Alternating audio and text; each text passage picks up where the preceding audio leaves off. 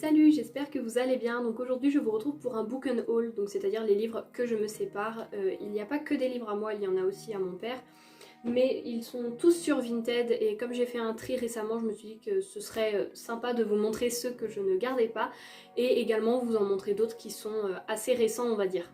Pour commencer, je vais trier les deux piles parce que ce sont les deux grandes piles là, donc je vais essayer de pas mettre trop de temps, mais je vais les trier pour les livres que j'ai lus et ceux que je n'ai pas lus. Voilà, du coup j'ai fait une grande pile en mettant au-dessus les livres que je n'ai pas lus et en dessous les livres que j'ai lus, comme ça les premiers vont passer très vite. Et les deuxièmes, je vais juste vous dire forcément pareil que les premiers, le résumé, mais aussi rapidement ce que j'en ai pensé et pourquoi je ne les garde pas. Le premier que je me sépare et que je n'ai pas lu, c'est Les Hirondelles d'hiver de Jean-Luc Michaud aux éditions Robert Laffont, et on va suivre donc une tournée de petits ramoneurs dans des villages de Savoie. Et une fille va se faire passer pour un garçon puisque elle va apprécier une autre personne de ce groupe et donc elle va vouloir s'en rapprocher, donc je pense que ça va être une histoire d'amour tout ça.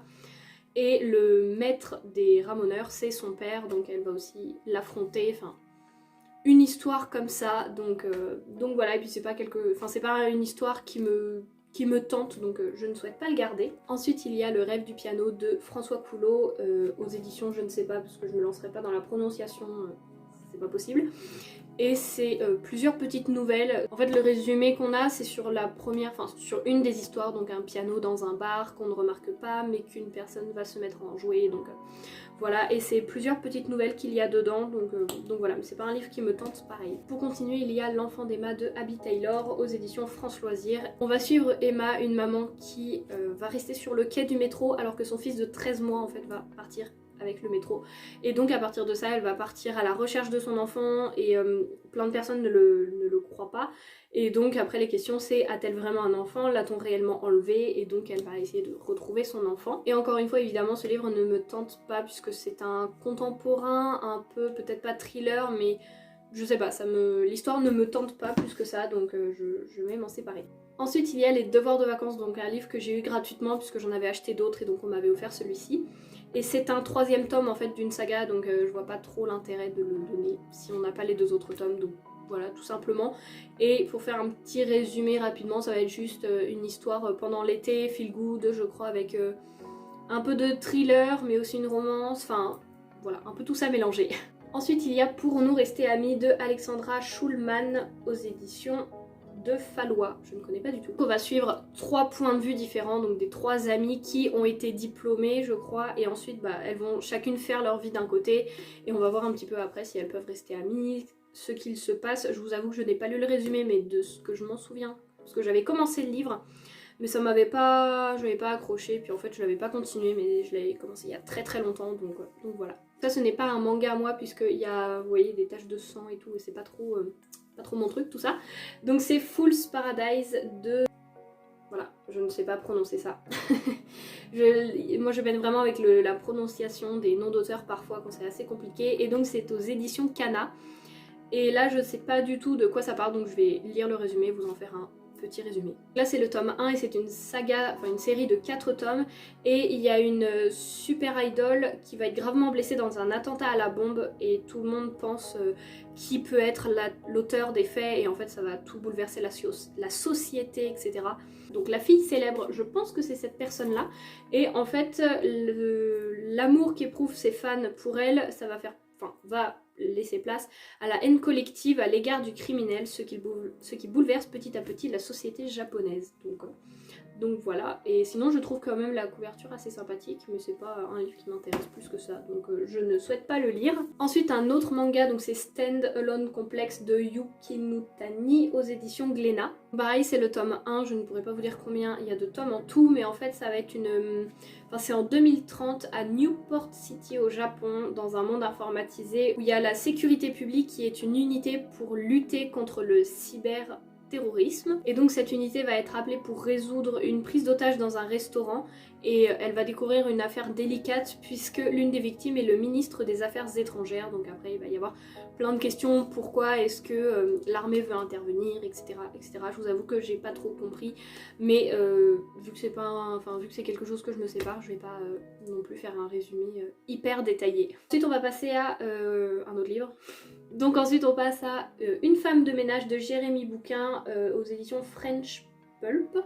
Et donc tout ce que je peux vous dire, c'est que c'est une femme de ménage qui est tout simplement appelée pour nettoyer les scènes de crime en quelques heures. Voilà, je n'ai pas lu le résumé, c'est que ce que je sais et je pense que c'est déjà pas mal pour se lancer dans une histoire. Donc voilà, j'ai terminé avec les livres que je n'ai pas lus, maintenant on va passer aux livres que j'ai lus et c'est la plus grosse partie, mais il y a une quadrilogie, je crois qu'on dit comme ça, et une trilogie, donc ça va aller rapidement, ça va être rapide plutôt, sachant que il y a une trilogie que je vous ai parlé il y a pas longtemps. Donc voilà. Pour commencer, il y a le tome 1 d'une trilogie, donc L'été où je suis devenue jolie de Jenny Han aux éditions Le Livre de Poche Jeunesse.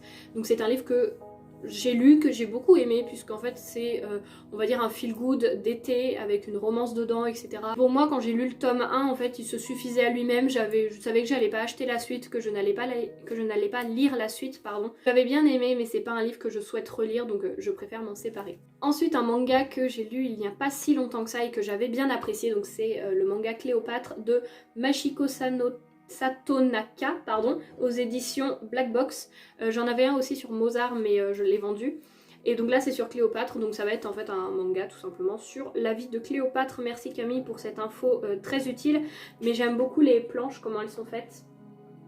Donc voilà, donc j'avais beaucoup aimé ce manga, mais je sais que je ne le relirai pas, donc je préfère m'en séparer pour qu'il aille chez quelqu'un d'autre si j'arrive à le vendre. Ensuite celui-ci je l'ai mis dans la catégorie des j'ai lu, mais ça a été plutôt un abandon tout simplement parce que je n'arrivais pas, je commençais mais à chaque fois je le laissais tomber pour en lire un autre, donc j'ai dit ça sert à rien à un moment de le garder. Donc c'est L'odeur du figuier de Simonetta Greggio, je ne sais pas du tout, aux éditions Le Livre de Poche. Et en fait ça va être 5 histoires dont le point commun est une odeur de figuier sauvage, une senteur d'été, d'enfance, de nostalgie, comme une chanson qui ramènerait à une époque oubliée. Et donc en fait on va voir un peu, on va suivre 5 histoires comme ça. Et je me souviens que le premier, j'avais bien aimé l'histoire, je l'ai jamais terminé hein, mais je me souviens que j'avais bien aimé. Après c'est que c'est écrit tout petit aussi, donc je n'arrive pas à me remettre dans ce livre, donc ce n'est pas grave.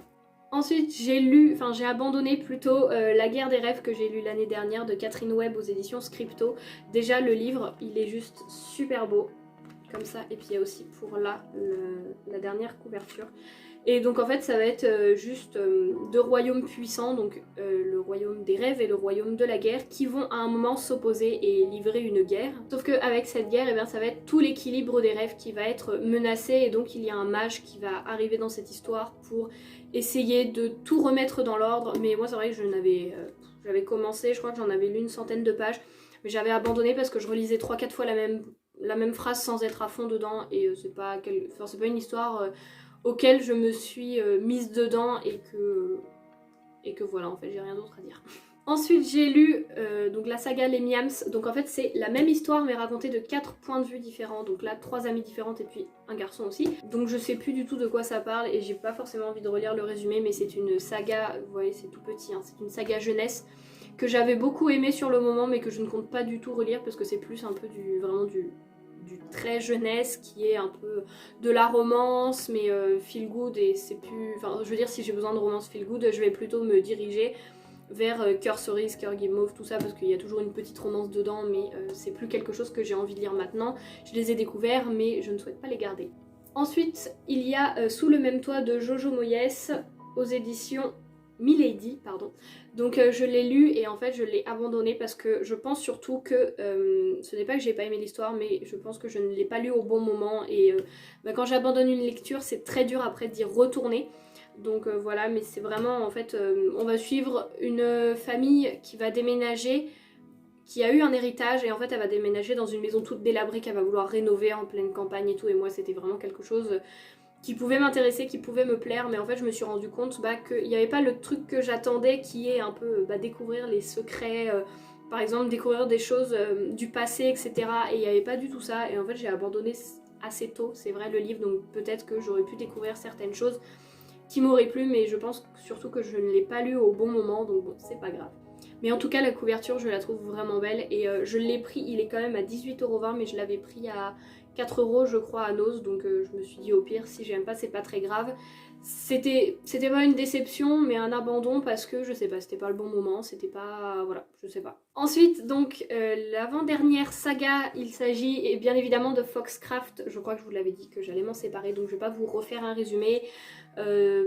C'est juste, on va suivre l'histoire d'une renarde qui perd sa famille et qui va un peu suivre, enfin qui va voyager pour retrouver sa famille, retrouver son frère surtout, et donc voilà, on va suivre toute cette histoire. Donc voici la saga. Par contre vraiment les couvertures je les aime beaucoup, mais comme je vous ai dit je ne souhaite pas la garder, donc je l'ai mise, j'allais dire je vais la mettre sur Vinted, mais non, je l'ai mise tout à l'heure. Ensuite la dernière saga, il s'agit de cette saga là, enfin c'est pas vraiment une saga mais c'est plutôt une collection. Donc il y a Crush chocolat, Crush caramel, Crush cacao et Crush cannelle. Donc j'aime beaucoup les couvertures qui sont très pâles et qui sont très jolies tout simplement. Donc voilà les livres. Comme vous le savez je pense avec le titre, bah, ça parle d'une romance, d'une histoire d'amour. Et c'est un jeunesse aussi, je les avais lus l'année dernière, donc ça se lit très très rapidement puisque c'est écrit vraiment très gros et très espacé. Mais c'était vraiment sympa à lire, mais c'est une saga que je ne relirai pas, donc c'est pour ça que je m'en sépare. Voilà toute la pile que je me sépare. Il y en a qui sont déjà sur Vinted depuis un bon moment, mais voilà, je voulais vous les remontrer puisque ce sont des livres qui sont souvent appréciés, mais que moi bah, je n'ai pas lu, je me suis pas laissée tenter ou autre, donc c'est pas grave, hein. Voilà, j'espère que vous aurez passé un bon moment et moi je vous dis à bientôt pour la prochaine vidéo. Salut!